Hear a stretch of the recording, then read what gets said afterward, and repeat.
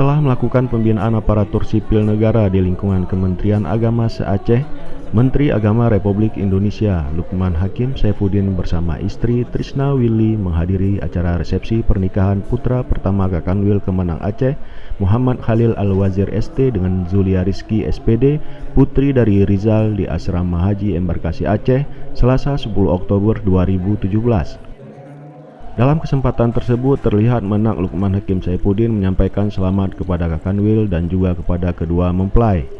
Selain Menteri Agama RI, juga turut hadir Direktur Jenderal Pendis Kementerian Agama RI, Sekretaris Itjen, sejumlah pejabat eselon 2 Kemenang RI, Kakanwil Kemenak Provinsi se-Indonesia, keluarga besar Kementerian Agama Provinsi Aceh, dan juga ribuan tamu undangan lainnya. Pasangan Lintu dan Dara Baru telah melaksanakan pernikahan di Masjid Raya Baitur Rahman, Banda Aceh, Kamis 3 Agustus 2017 yang lalu.